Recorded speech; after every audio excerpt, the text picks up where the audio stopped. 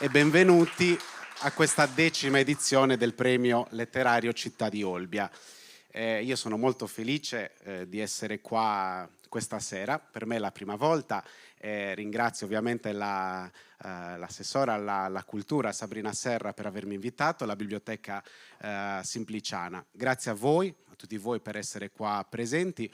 Un grazie anche a chi ci segue attraverso la diretta sulla pagina YouTube della Biblioteca Simpliciana.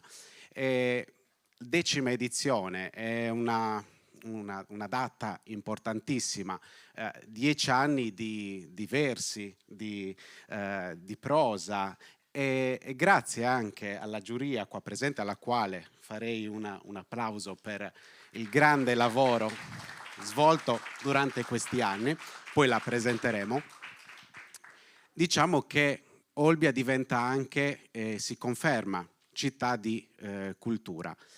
Io volevo spendere 2 parole su questo premio, perché è un premio che abbraccia tutte le categorie della letteratura, quindi la prosa, la poesia in lingua italiana, ma anche ovviamente in gallurese e in logudorese. Quindi diciamo che è un premio a 360 gradi, un premio che non è presente in tanti comuni, quindi Olbia ha il privilegio e il merito di avere un premio così importante, tra l'altro molto partecipato. I nostri giurati hanno dovuto scandagliare, leggere tantissime opere.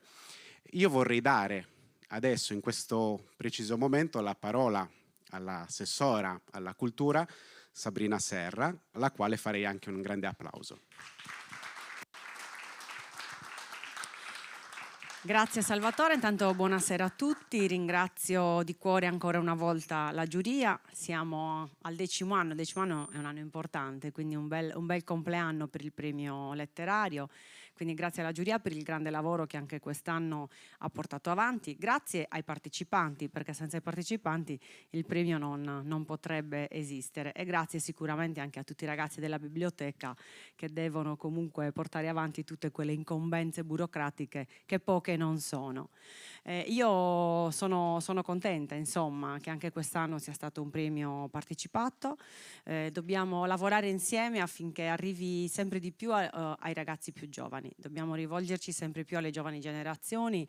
Cercheremo appunto di mettere in campo delle attività nuove per cercare di coinvolgere sempre più ragazzi, perché spesso la scrittura è anche un modo magari di sfogare un po' le proprie emozioni, di trasmettere le proprie emozioni. Quindi abbiamo anche 2 docenti qua in sala e sicuramente saranno loro il nostro tramite con le giovani generazioni affinché veramente la scrittura possa diventare anche un momento, anzi 3, abbiamo anche la vicepresidente, non l'ho vista, il professore era dietro.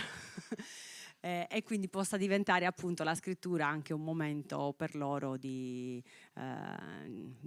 proprio di sfogo anche delle proprie emozioni. Grazie ai ragazzi del liceo musicale, abbiamo coinvolto quest'anno per gli intermezzi musicali i ragazzi del nostro liceo che stanno partecipando sempre di più alle attività anche culturali della città e vogliamo far sì insomma che tutta la popolazione e non solo veda che cosa fanno questi ragazzi a scuola e quindi assolutamente cercare insomma di farli partecipare attivamente alla vita della nostra comunità. E grazie a Salvatore che in effetti è vero, quando gli ho mandato il messaggio dice ma veramente mi stai chiedendo di... E Salvatore si è laureato l'altro ieri, quindi io gli farei anche veramente tanti auguri. Ieri.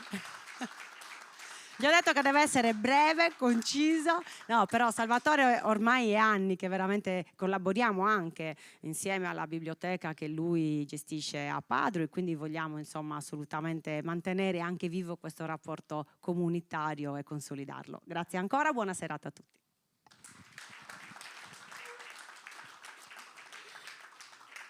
Grazie ovviamente all'assessora Sabrina. Volevo presentare ovviamente la giuria. Abbiamo il nostro presidente Francesco Pala, Luana Scanu,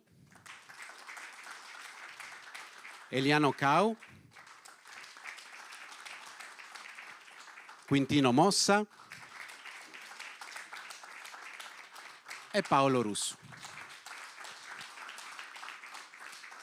Poi dopo daremo anche la parola al nostro presidente per dire appunto due parole su come operativamente hanno selezionato i testi e hanno valutato appunto le opere. Prima Sabrina ha accennato ai nostri ragazzi del liceo musicale, anche a loro faccio un grande applauso e vi dico anche i loro nomi. Carlotta Cocco, Andrea Careddu e Michele Padovan. Questa sera ci saranno anche 2 aiutanti speciali alle quali faccio un applauso, ovvero Giulia ed Elisabetta. È arrivato ora il momento di ascoltare i nostri ragazzi del liceo musicale.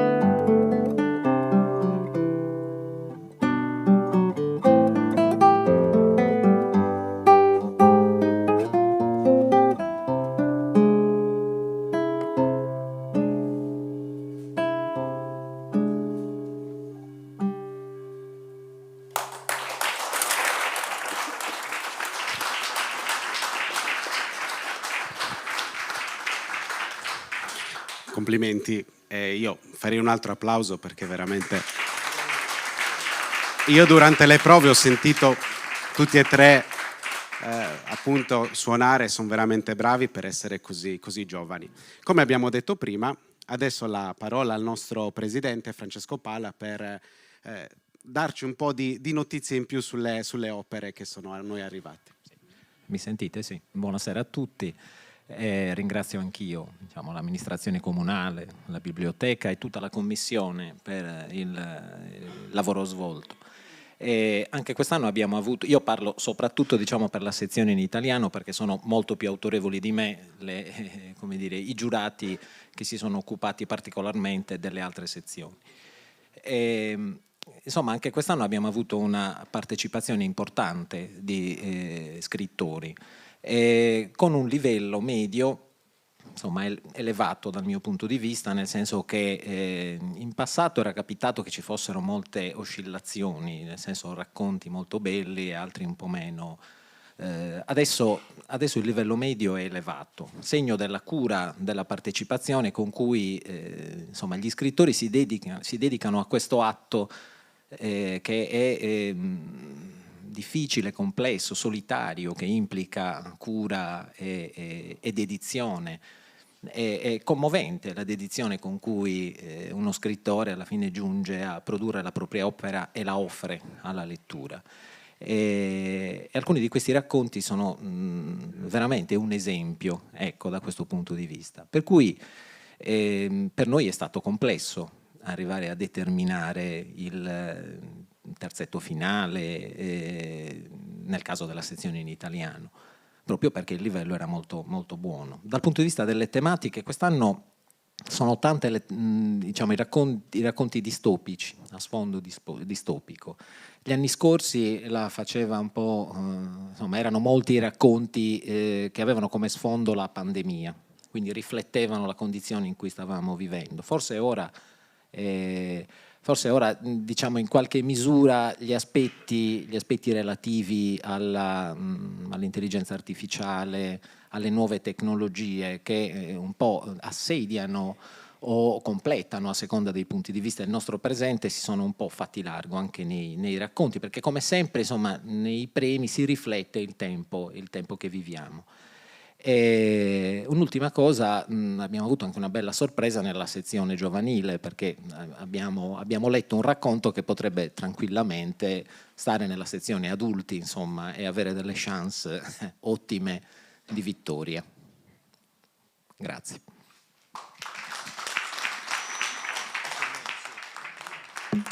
Grazie al Presidente. Ora entriamo ovviamente nel vivo delle premiazioni. Iniziamo con la sezione A, racconti brevi in italiano. Allora, i finalisti di questa sezione sono le opere, leggerò l'opera e ovviamente l'autore. Guerradores di Roberto Foieni, La sagra della primavera di Davide Madeddu e infine Vai e non voltarti di Ginevra Puccetti. Farei un applauso ai nostri finalisti e ora chiedo la busta.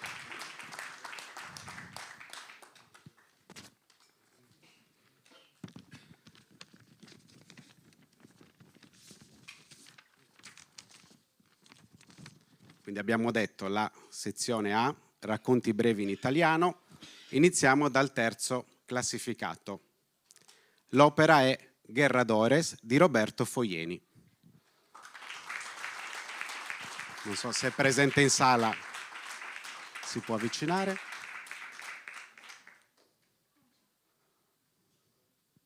Non è presente, poi ritirerà il premio successivamente. Quindi andiamo direttamente con la motivazione e sicuramente si leggerà anche un estratto poi successivamente.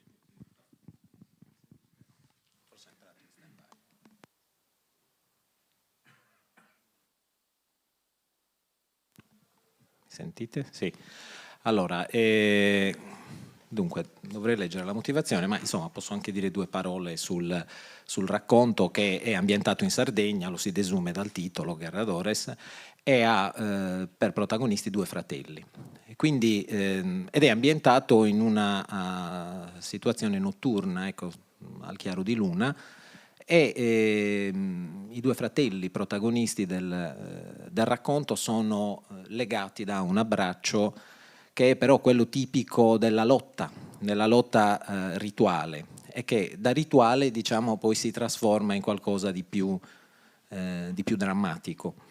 È un racconto ben scritto, con personalità, con un lessico completamente adeguato alla condizione che sta descrivendo, senza cadere però in stereotipie sardocentriche, ecco, quindi in eccessi. È molto equilibrato come stile, e mette in campo anche una riflessione sulla fratellanza e sul tabù di chi infrange, ecco, la fratellanza. La fratellanza è una delle condizioni naturali degli esseri umani, però esiste anche la possibilità di infrangere questo tabù.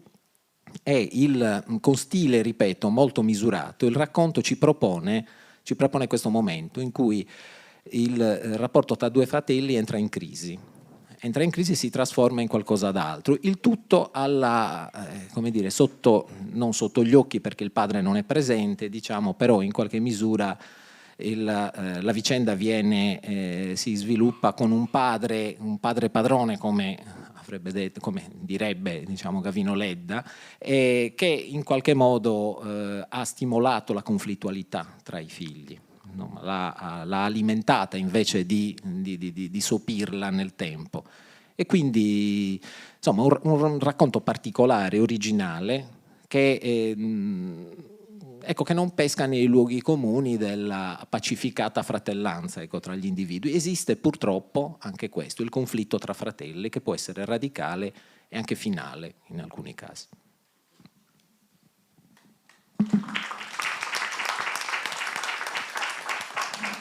E ora ascoltiamo un estratto del testo. Avevo già lasciato l'ovile, mentre tu invece avevi deciso di rimanerci. Ma al nostro vecchio non pareva importare poi molto, dopo tutto. Che l'avevo abbandonato, dico, e neppure a me, se la vuoi sentire sincera e schietta fino in fondo, perché la verità è che ne sono sempre stato a conoscenza. L'ho sempre saputo che eri tu il preferito. Eri tu il prediletto, nonostante fossi il minore tra noi. Lo eri allora e lo sei pure adesso, non c'è niente da fare. Gli piaci perché gli ricordi com'era una volta, giovane, scapestrato, impulsivo e scavezzacollo, e convinto di sapere già tutto quel che c'era da sapere, sia del mondo che della vita. E senza capire che era proprio dentro a tutta quella tua gran sicurezza e spavalderia che si nascondevano il bisogno e la necessità di avere qualcuno accanto che ti potesse aiutare e consigliare e che prendesse le decisioni e le scelte giuste per te, quando tu non eri in grado di poterlo fare da solo. Ma sei sempre stato fin troppo orgoglioso in tal senso, persino per ammetterlo, uguale sputato al vecchio quando aveva la nostra età. E questo ti rendeva ancora più meritevole e speciale davanti ai suoi occhi stanchi.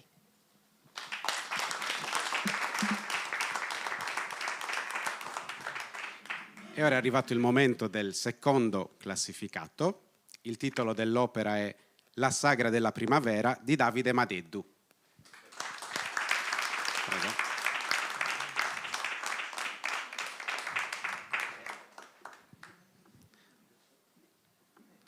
Chiamo Matteo, così gli facciamo consegnare il premio.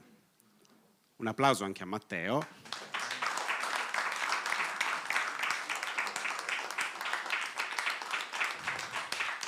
Ora la motivazione e poi un estratto, sì, prego. Sì. Dunque, come dicevo nell'introduzione, alcuni dei racconti avevano un contesto distopico.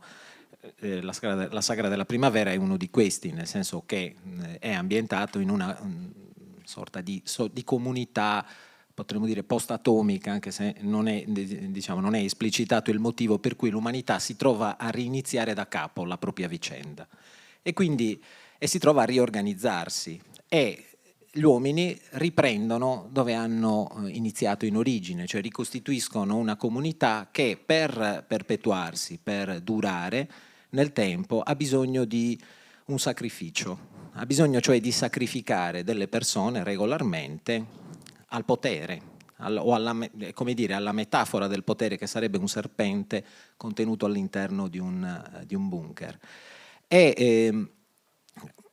A un certo punto, il sacrificio, che è periodico, giunge a lambire una ragazza. Arriva il suo turno, tocca a lei essere sacrificata.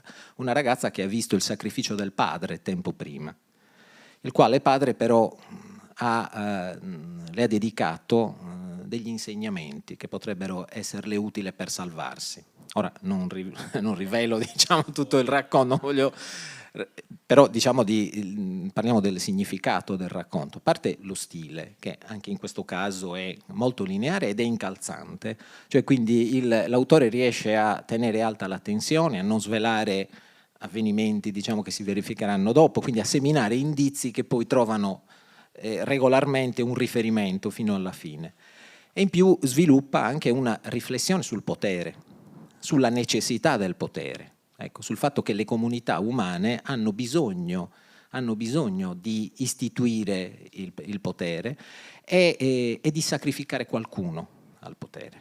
E questo è una situazione della quale non si riesce a fare a meno, nonostante, lo dico con malinconia, naturalmente non lo dico con forma di esaltazione, però è come se l'uomo fosse costantemente destinato ogni volta a ripristinare gli stessi riti, gli stessi sacrifici che hanno caratterizzato la società delle origini. E quindi nonostante le utopie, nonostante le speranze, ecco, che nel tempo si sono alimentate di una vita diversa. Quindi è un racconto profondo sulla natura umana e sulla natura del potere, condotto, diciamo, condotto con ritmo, condotto con il giusto senso, ecco, del tempo, senza riflessioni teoriche che l'avrebbero potuto appesantire. Quindi questa è la ragione, diciamo, di questo secondo post. Ora ascoltiamo Luana che leggerà un estratto.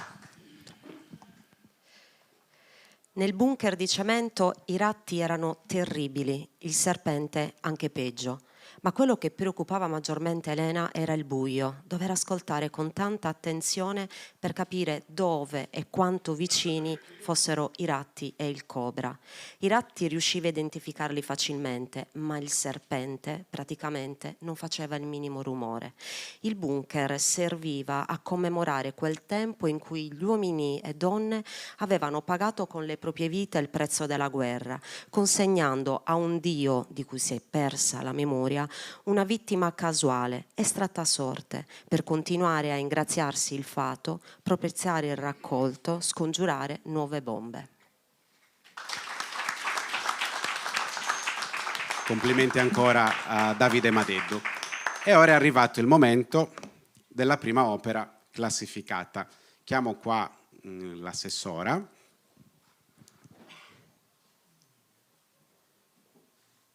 Che prende il premio.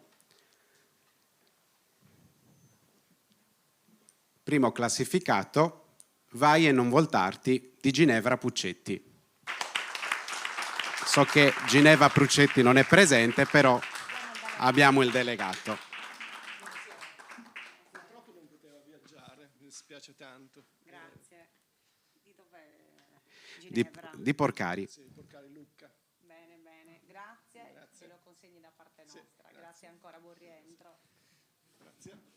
Ascoltiamo anche la motivazione e poi fare anche un applauso a Luana Scanu per le letture. Prego.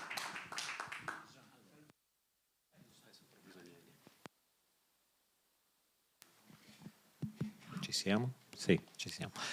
Allora, dunque, in questo caso abbiamo a che fare con il tema dell'emigrazione, un tema molto d'attualità che viene trattato, insomma, il racconto ha per protagonista una donna che in giovane età deve lasciare la casa, la patria, tutto quello che ha e iniziare una navigazione pericolosa, tormentata, come sono tutte le navigazioni, diciamo, volte alla speranza di una vita migliore.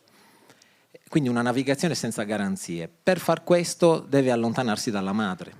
La madre che la ama, che però le chiede di andare via. È proprio la madre che ha organizzato il viaggio.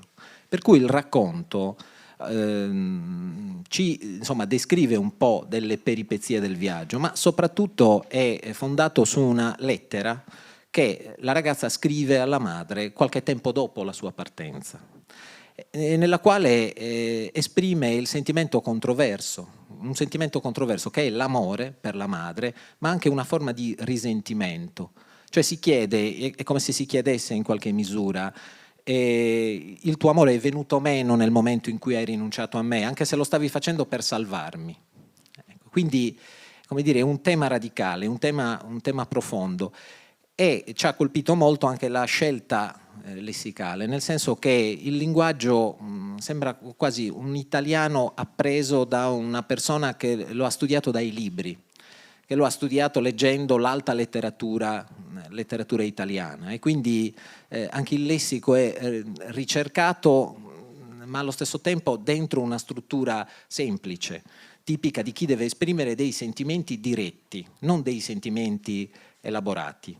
Quindi tutto questo ci ha insomma ci ha molto colpito, ci ha commosso in alcuni momenti, perché a volte appunto non è detto che debba per forza essere insomma, che non debbano esserci per forza peripezie ed altezze linguistiche. A volte per esprimere dei sentimenti autentici serve un linguaggio autentico, qual è quello che noi abbiamo trovato in questo racconto. Grazie.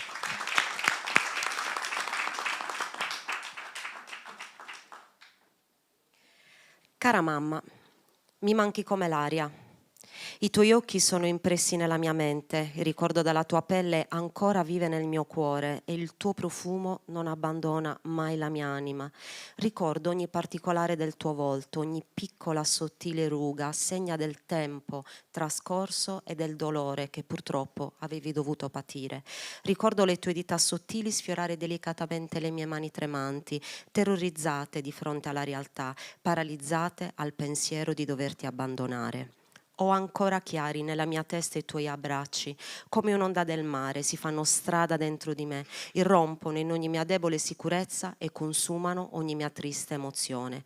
Così, oramai, sono rimasta spoglia di ogni colore e non mi resta niente se non il tuo ricordo.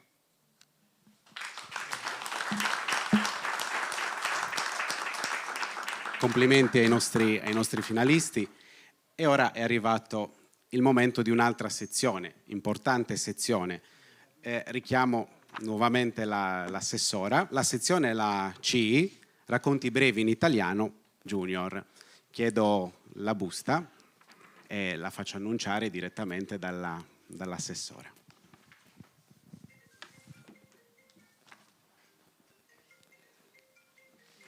Racconti brevi in italiano junior, primo classificato, L'inimmaginabile di Alexandra Angel di Olbia.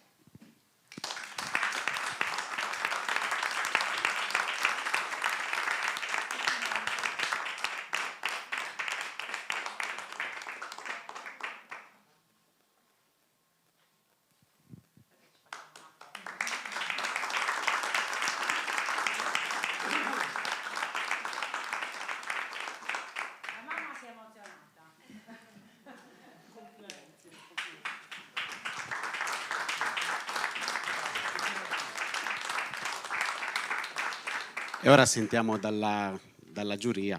Sì, leggo io 2 righe Sì. che abbiamo preparato e facciamo veramente tantissimi complimenti per questo racconto che, come ha detto poco fa il Presidente, potrebbe tranquillamente concorrere anche nella sezione adulti. Tanto è scritto bene, ma ha un ritmo estremamente particolare e anche la storia è sicuramente originale e molto interessante.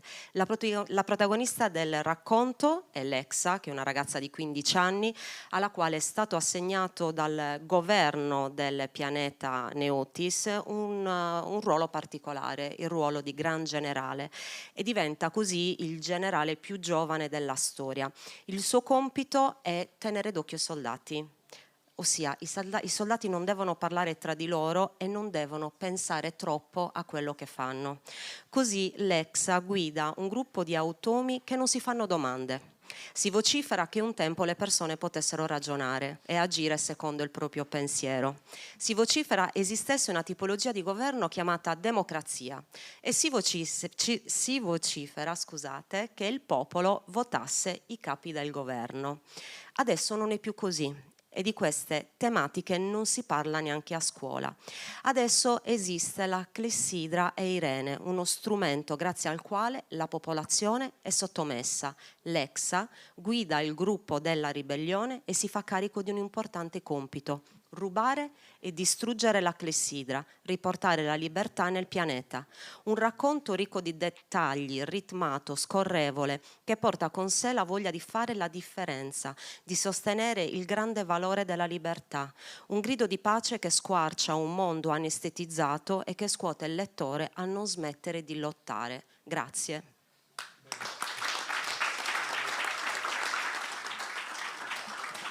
Veramente complimenti ancora, perché Complimenti, sì. veramente potrebbe entrare di diritto Assolutamente sì. tra i testi, Assolutamente nella sezione A, appunto. sì. E ora riascoltiamo nuovamente i nostri ragazzi del liceo musicale.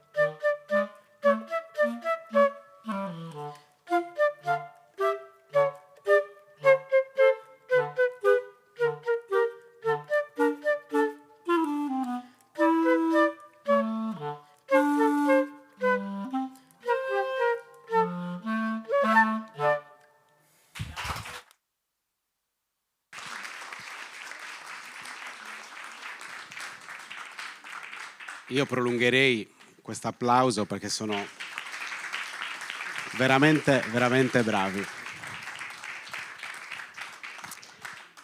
E ora proseguiamo con un'altra sezione, la sezione B, racconti brevi in gallurese e logudorese. I finalisti sono Ammentos di Maria Gerolama Masala, L'isola di Suidatu di Domenico Mario Battaglia, Miriancula di Mario Pirricheddu, Samenzus Cosa di Sandro Biccai e infine Sedda di Gianfranco Garrucciu. Ora andiamo avanti con le menzioni.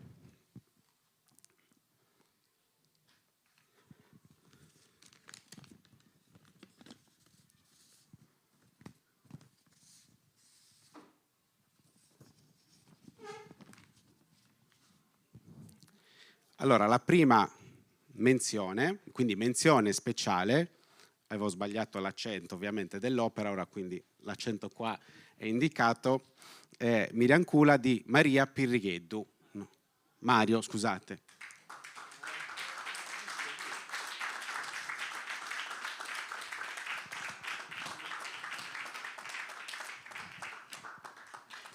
Non so se vuole dire qualcosa.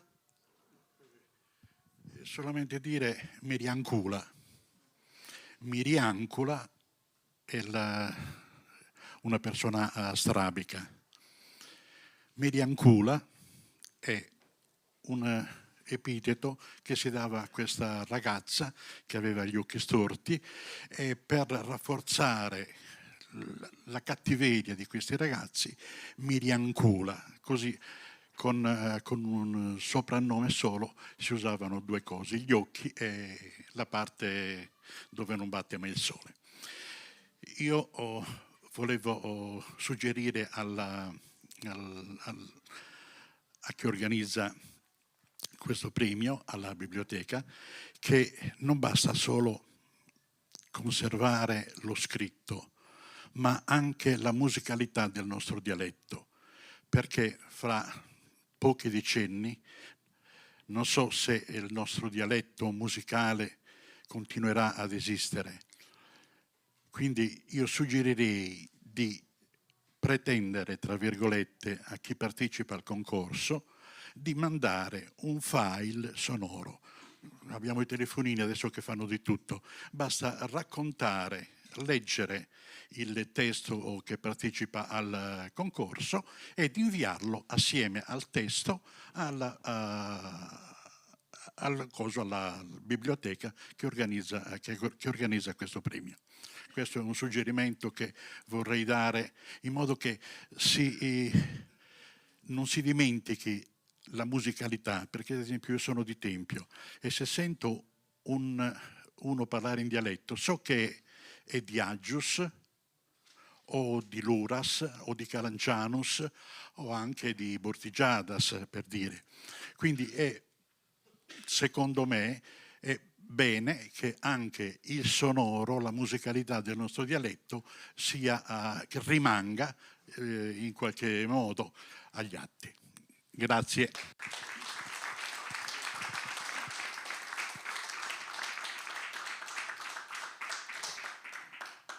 Infine l'altra menzione speciale a Samensus Cosa di Sandro Biccai.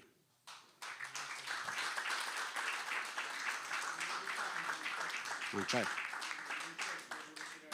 Ok, prego. C'è un delegato che ritirerà la menzione per...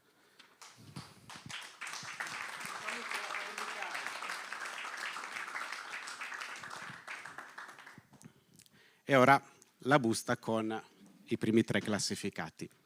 Grazie.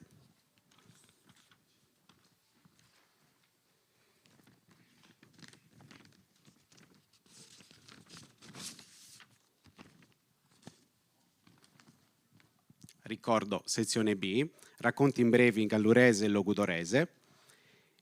Il terzo classificato è l'opera Ammentos di Maria Gerolama Masala. Premia Maria Gerolama Masala Stefano Spada.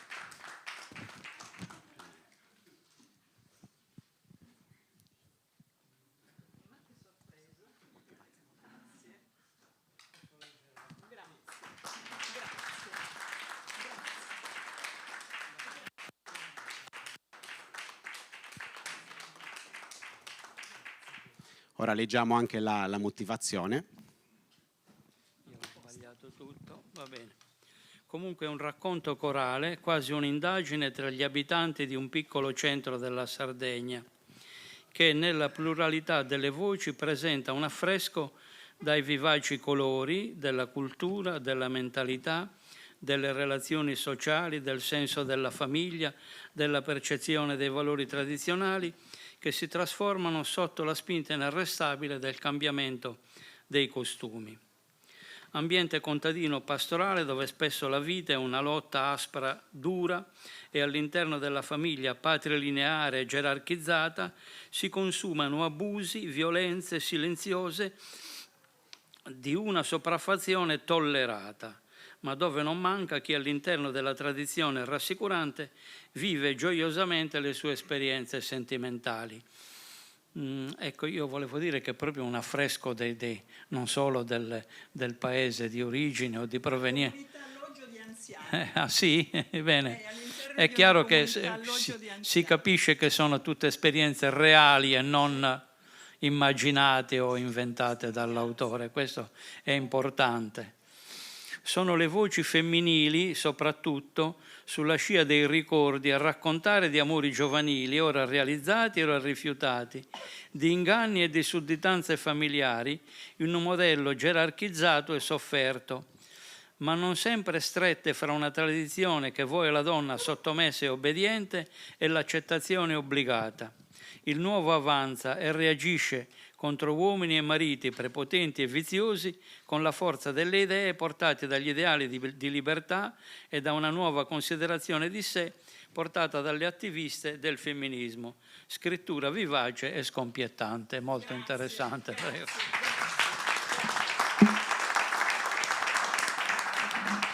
Allora io posso leggere qualcosa anche perché è giusto, siccome i 3 racconti premiati appartengono anche per un po' rifarmi a quello che dice l'amico Pirrigheddu, rappresentano 3 modi, 3 dialetti differenti, perché uno è isulano maddalenino, l'altro questo è un logudorese di Ittiri, il terzo è un gallurese.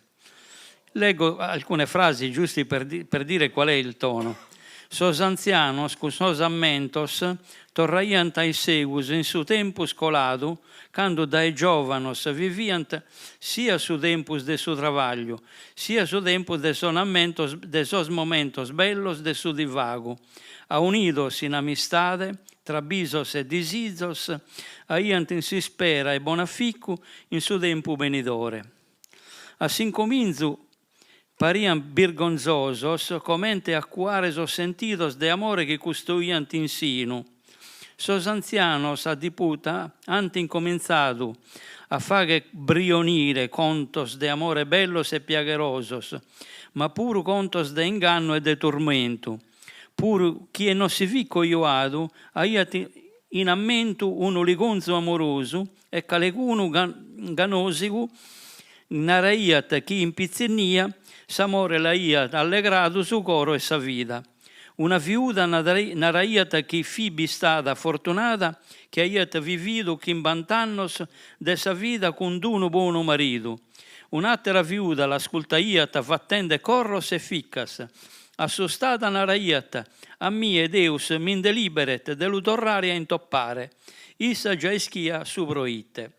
Lascio qui anche se potrebbe essere divertente leggere altre parti perché è un documento quasi, diciamo così, di un'epoca che non è molto lontana rispetto a noi, un po' è alle nostre spalle e sono realtà vissute anche nei nostri paesi, se vogliamo. E ora, secondo classificato, è Sedda di Gianfranco Garrucciu. Premia Sedda. Io sono... Sedda. Per chi fa dallo a metà cillo cadurese, bisogna fare dallo. E quindi ancora Io sono logudorese, quindi... sei venuto a presentare. Però sei in Sedda. Devi fare dallo cadurese. Chiamo Matteo a dare il premio a Gianfranco Garrucciu.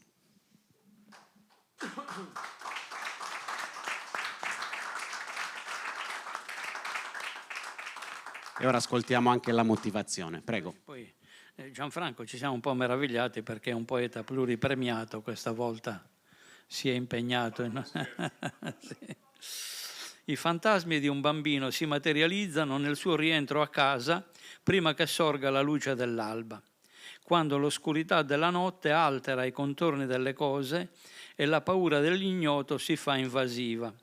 Le ombre della notte nascondono pericoli tremendi, i suoni della natura diventano rumori orrendi di realtà incombenti.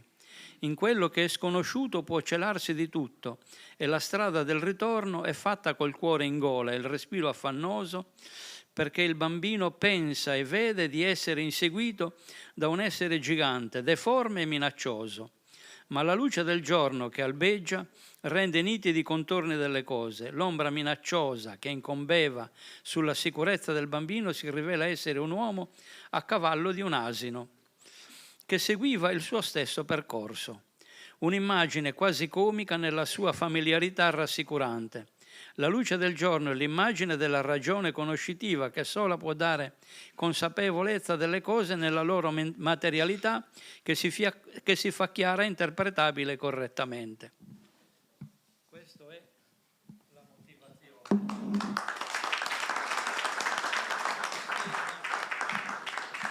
Leggo alcune frasi, giusto perché è in gallurese, non le leggo tutte, quelle sottolineate, perché a un'ultata di l'occhio, maccari allonga, m'era paruto di idee una figura, e figura non era. Che mi comandà era più la frodulu di ulè di terminacchi sa presenzia, si presenzia era, che la sicurezza da visto, inteso qualche cosa di preciso e di sicuro, e li dudi mano a mano cresciani.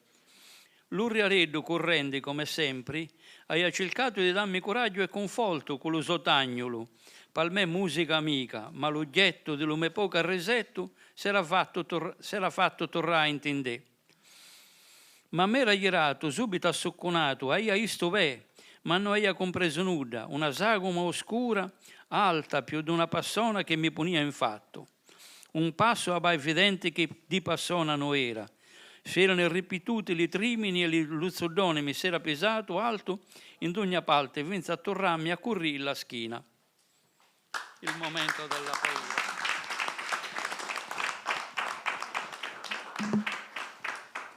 E ora è arrivato il momento del primo classificato. Richiamo qua l'assessora Sabrina Serra. Spero di azzeccare adesso la pronuncia. L'isola di Suidatu. Sarebbe l'isola du Suidatu. Di Domenico Mario Battaglia. Domenico non c'è, mi ha telefonato di rappresentarlo. Prego.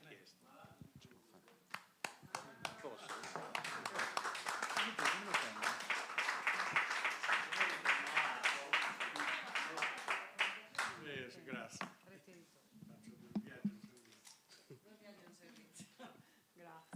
Ascoltiamo la motivazione. Prego.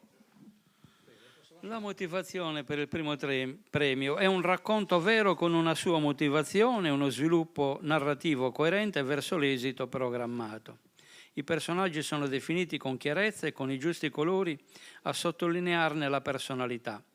È il classico meccanismo degli enigmi dove la soluzione del primo introduce il secondo in uno sviluppo logico conseguenziale. L'ambiente è dato da un quadro domestico dove prendono forma i sogni di un'anziana signorina che ripensa a ciò che non è stata e che avrebbe voluto essere, che pensa al desiderio a lungo inconscio di maternità e genitorialità, condizioni che racchiudono per lei il senso di una vita. La valigia, oltre a simboleggiare il desiderio di un'avventura di vita diversa, è l'occasione per innescare il meccanismo degli enigmi, il cui sviluppo logico porta con le sue implicazioni sentimentali al ritrovamento del tesoro, oggetto di quel dono che consente e rende reale l'adozione filiale appagante e il sentimento tutoriale materno. Questa è la motivazione.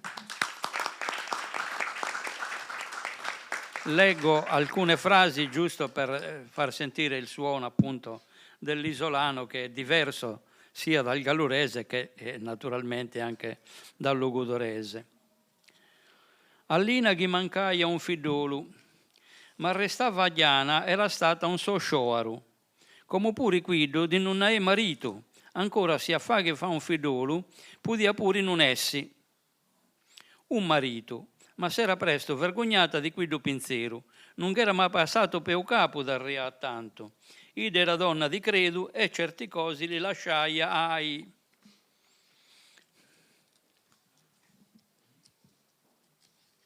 Mi riescerà da riavvi.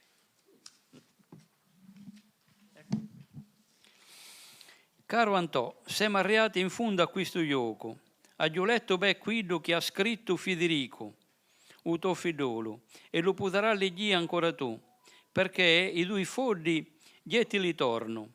A tuo figliolo che voleria dare una mano d'aiuto, sarebbe importante che studiessi e lo può fare perché io, quel tono che l'ha damma a mente. Non ti lapidà male per i miei parole, che già non mi passa per il capo di pedà autoposto. Gli non gaggio fidoli, solo qualche parente alla lontana, e autoziteddu, pezzo dopo pezzo, ma ha rubato i cori. Aggio pensato di fargli un regalo, ma regalo. Forse non sai che a questa povera vecchia che sono rimasti solo due mussi, a musica e numeri. Un giorno aggio sentito Federico cantare una canzone do Zecchino d'Oro, 44 gatti in fila per 6 col resto dei due. Già qui dei numeri 44, 6 e 2 l'aggio giocati a lotto. 10 euro sopra rota di Genova, a sola chi principia qua G di gatti. Non che crederai, Antò. Terno secco e 42.500 euro in stacca. Ecco qui dei sordi gli li voleria regalare.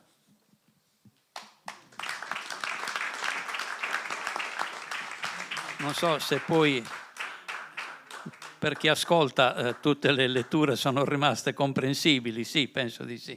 Va bene, questo è importante. Giusto per sentire il suono delle nostre parlate varie. Ora facciamo un altro applauso per i nostri finalisti e vincitori. Io prometto di prendere ripetizioni di pronuncia per la prossima volta e comunque ora ascoltiamo nuovamente con piacere i nostri ragazzi del liceo musicale.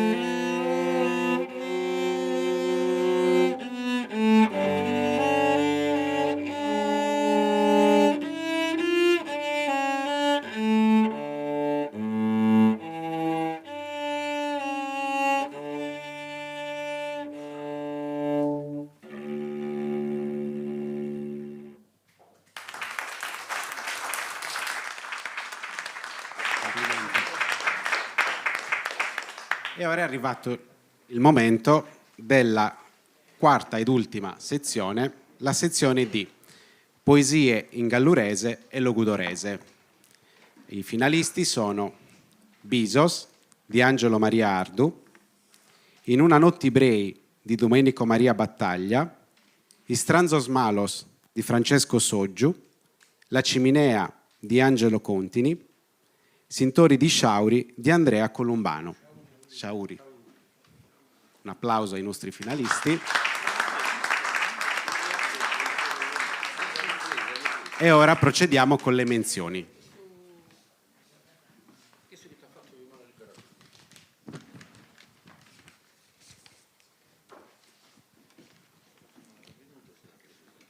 Menzione speciale a In una notte Ibrei di Domenico Maria Battaglia. Ritirerà poi il premio successivamente. Menzione speciale a Sintori di Sciauri di Andrea Columbano.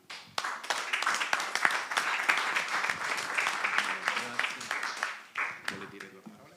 Sì, che le diciamo. Più di due, perché devo leggere la poesia. Grazie. No, assolutamente. Sintori di Sciauri, cioè praticamente presagi di sciagure.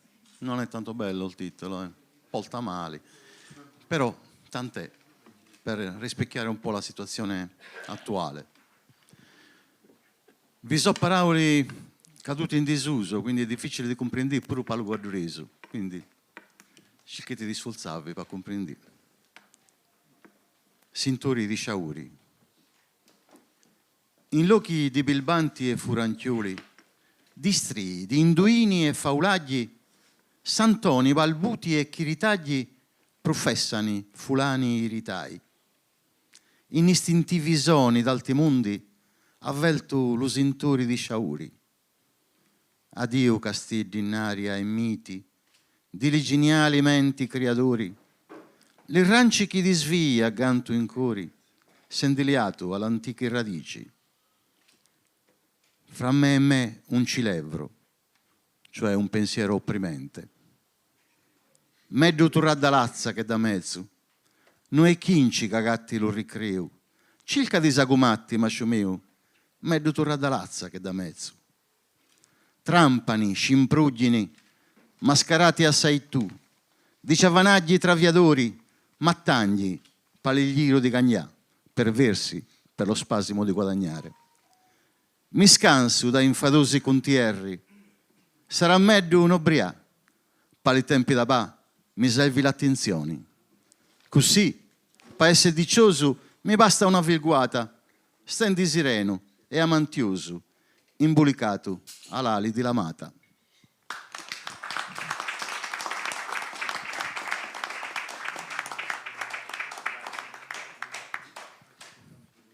E ora è arrivato il momento dei tre classificati, grazie.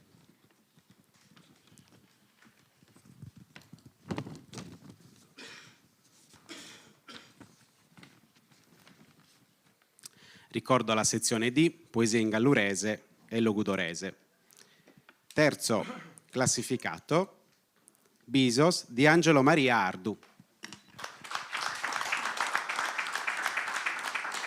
Riceve il premio direttamente. Complimenti. Dovrei leggere io per parole. Se se permette, voglio solo ringraziare la biblioteca Simpliciana, l'amministrazione e un grazie alla giuria che mi ha riconosciuto questo premio. Io leggere non posso perché la tosse non me lo permette, lascio leggere a Eliano. Grazie. Grazie a tutti.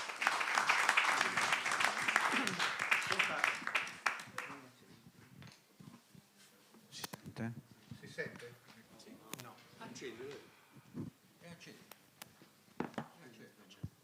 Strano. Sì, eccomi. Questa è la motivazione. Le 7 sestine, così ben intessute da Angelo Maria Ardu, dipingono in una oppositiva alternanza di tratti sapienti e armonici mentre il tempo passa che tremula viama, le due realtà della vita umana, quella materiale e quella incorporea, l'esistenza quotidiana e il sogno. E i nostri passi calcano in questo dualismo la luce e l'ombra, registrando nel chiarore del giorno i toni cupi della sofferenza e nel buio della notte il barlume della speranza. Il poeta sa che il sogno lo porta lontano e lo attesta dicendo che l'adrus ovurende s'asprenda chi disizo, carignos, basos chi oe mi mancan. E per quanto la primavera stia per finire e quasi pascolianamente egli sappia che il sogno è l'infinita ombra del vero, a chiusura della poesia perentorio afferma chi sia notte o die in questo sogno bise sempre tue.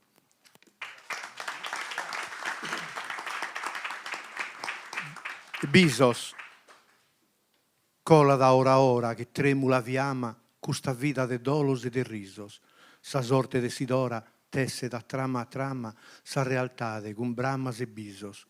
In sa notte buggiosa dromminde in s'aposentu so sognos bello s'anima sulenan e che sa mariposa chi non tene d'assento bola ola sa notte mi vienan. Bespoi sa preschida chi dati puntuale sa realtade con sognos finidos pondindrucker sa vida che a volta sfa che male torro in sos sognos a ogos ischidos. Solo con isso sigo in su mudare in treu custu tempus reale chi non cherzo e li zeri che vigo in su cammino meu che con sa fantasia solo abbelzo. Chi so e la canande lontano m'indabbizzo in tu la schi saberi ne si dancan che l'altro sovurende s'asprenda schi disizo carignos, basos, chi oe mi mancan. Gai sighi da tesser sadela intro susinu pocantum manna ancora pote parrer in si spera e resesser della tenne vicino solamente mesora volinarrer fininde e suerano e povonner fatto a tie cappo pigato sa conca sanue e forzi più lontano che sia notte o die in questo sogno bise sempre tue.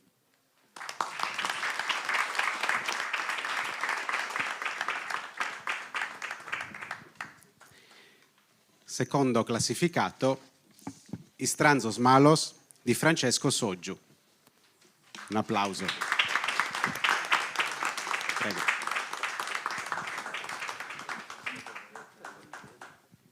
Questa è la motivazione di Istranzos Malos.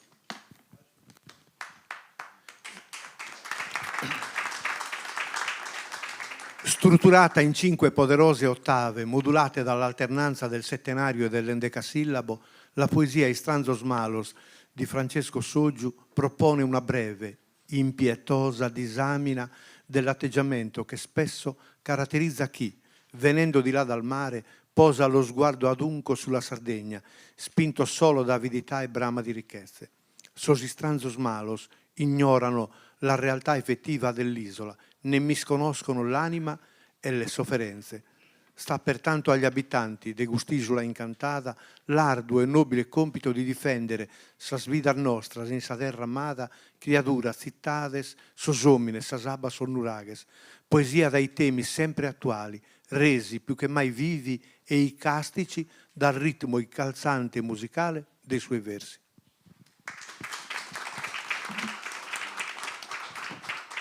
Spero, siamo tutti infortunati, Angelo alla tosse, io ho mal di schiena e quindi però dovrei riuscire, mi reggo ancora. E non ho detto nulla io. Istranzos Malos, Kircande ergosos, in sa Sardigna semper disizzata, su nomines bramosos, chi mai in logu friman sa mirada, in zones donosos, in sa cussorza sicca, abbandonata, paren bisogos, luscos, non l'intenden savores e nennuscos.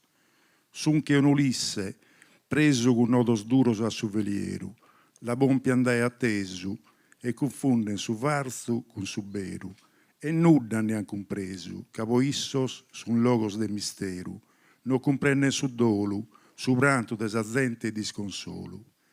Riden, quando è spartinde, sa gioventù desarda su disterru, e sa mamma soffrinde, bidinde la bivinde così ferru, salbidda su morinde, no conoscen beranu, solo ierru, malos furones mannos, da esemper impostunos andannos.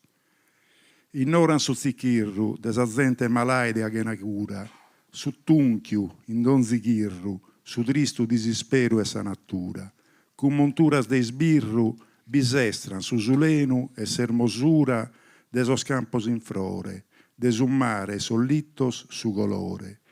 Nois, chi conoschimos s'abbraccio de quest'isola incantata, e galubene schimmus, s'infinitorio amore chi nos dada, po sempre difendimmus, salvita al nostra in sa terra amata, criaturas, cittades, sos homines, as abbas, sol nurages.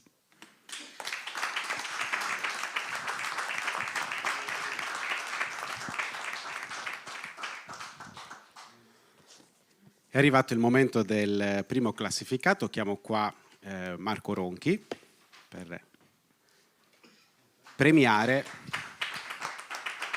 la Ciminea di Angelo Contini.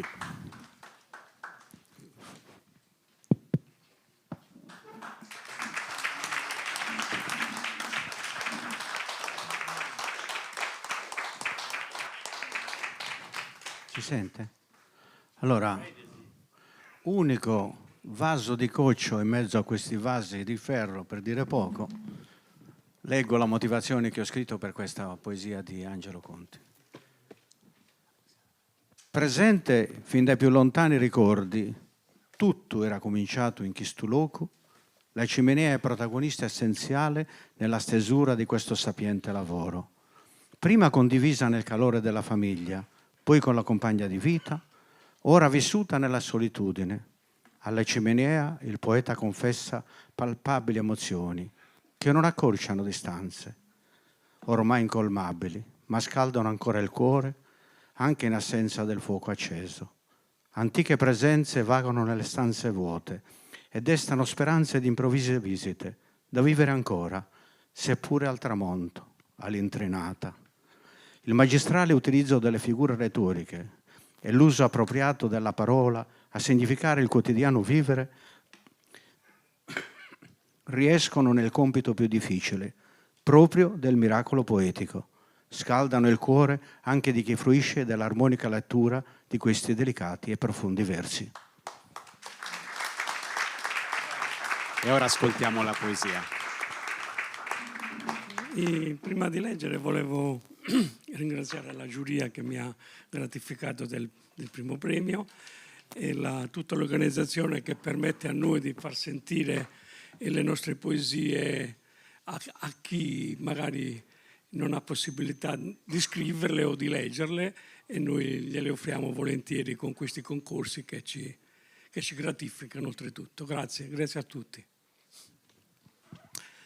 La ciminea. È quasi l'intrinata e noi chi? Pusati a dinanzi alla ciminea.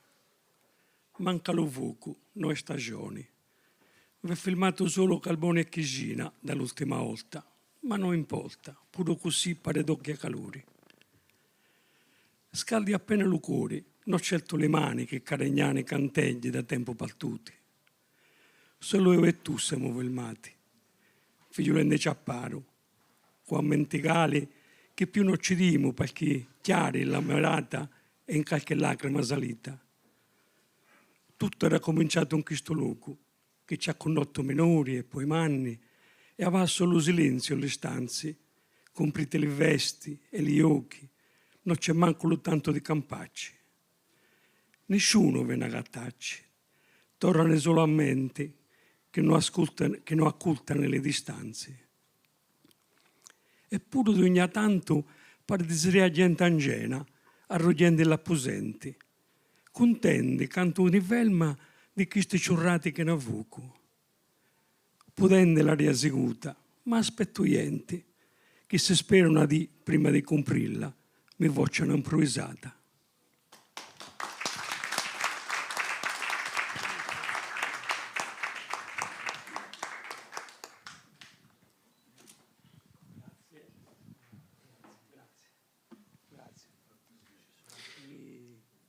siamo quasi giunti alla fine di questa serata, però volontariamente abbiamo deciso di lasciare la lettura del testo della sezione junior di Alexandra Angel, L'inimmaginabile, proprio in questo preciso momento, perché ha particolarmente colpito la Commissione per le motivazioni che sono state dette poc'anzi. Quindi do la parola a Luana per la lettura del testo. Grazie. Cammino tranquillamente per le vie del pianeta Neotis, sotto le stelle e la fioca luce delle galassie confinanti. Ogni tanto un leggero vento mi accarezza le guance.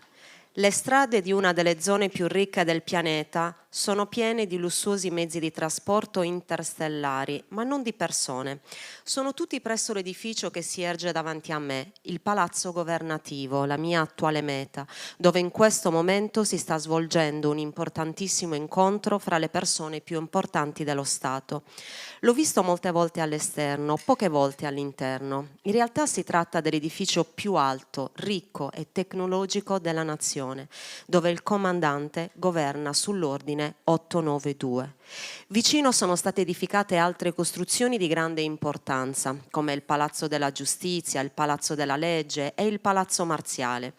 Quest'ultimo è il luogo da dove sono appena uscita, subito dopo aver finito i miei obblighi da Gran Generale delle Forze Armate. Anche se sono solo una ragazza di 15 anni, mi è stato assegnato il ruolo di Gran Generale, diventando il generale più giovane che ci sia mai stato fino adesso nella storia. Devo solo ubbidire e ascoltare le direzioni del governo senza discussioni e devo tenere d'occhio i soldati. Non devono parlare tra loro e soprattutto non devono avere il tempo di ragionare troppo su quello che fanno o su quello che gli viene detto di fare. La razionalità e il pensiero li porterebbero a una ribellione e questo vale anche per il resto della popolazione, ma quello non è compito mio. Cammino con passo sicuro verso la mia meta, mi avvicino e sento una leggera musica e il vociare sempre più forte. Entro nell'androne del palazzo, camminando tra gli ospiti. Tutto intorno a me ha un aspetto di grande sfarzosità, soffitti alti, pavimenti e muri in marmo bianco e oro, lucenti specchi di cristallo, splendidi candelabri realizzati in diamante che emanano una calda luce dorata. Davanti a me si ergono 2 scalinate laterali e proprio nel punto in cui si incontrano al piano superiore è posizionata un'enorme teca. Lucida, raffinata, i bordi abbelliti accuratamente con numerosi fili d'oro, graziosamente intrecciati fino a formare all'interno di essa una sorta di colonnina ornata in modo tale da sembrare un armonico groviglio di rami che sbocciano in cima, proprio dove è poggiata una clessidra. La clessidra è Irene. Secondo una leggenda è il mezzo attraverso il quale il governo riesce a mantenere l'ordine e la loro tipologia di pace. Secondo la ribellione, invece, è lo strumento grazie al quale la popolazione è stata sottomessa e resa in indiretta schiavitù. Sono qui per un unico motivo: portarla via e distruggerla.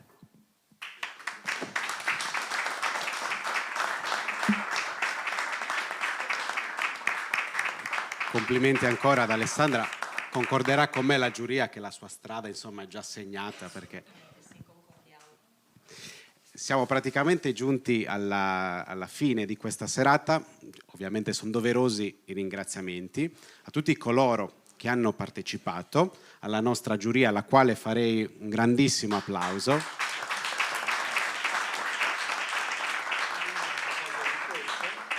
All'assessorato alla cultura del Comune di Olbia, alla Biblioteca Simpliciana, ai nostri musicisti che poi chiuderanno questa serata, ovviamente a Giulia e a Elisabetta,